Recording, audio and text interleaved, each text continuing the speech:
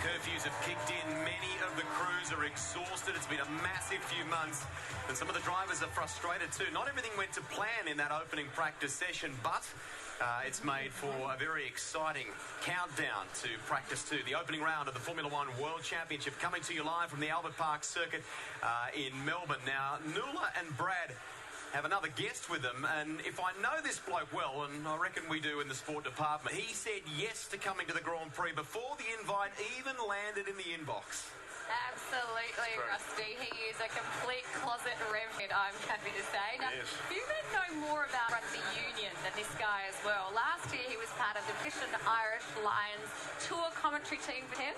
And to tell us more about the 2014 Rugby Championships, please welcome to the lounge former Wallaby Matt Berg. It is such a pleasure to meet you. Seriously, you know something about every sport on the planet, actually. Well, I do now because I read about it on the news, but that's okay. But rugby's my domain. The French tests are coming up in June, which is going to be fantastic, and we cover it here on Live and Exclusive on 10, which is fantastic.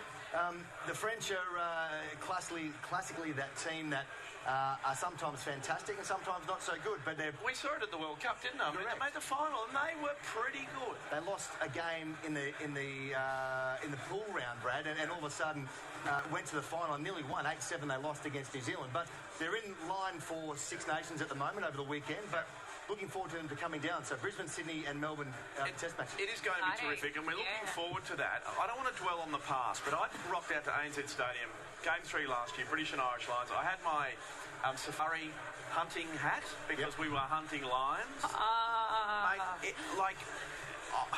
I didn't cry, but from the very start, it just went... I mean, there's a mistake from the Lions, but that was one of very few because we just had a stinker. Yeah, it was... Well, the great thing about the Lions series was it happens every 12 years, and it got everyone interested in rugby again. The first game up in Brisbane was a two-pointer.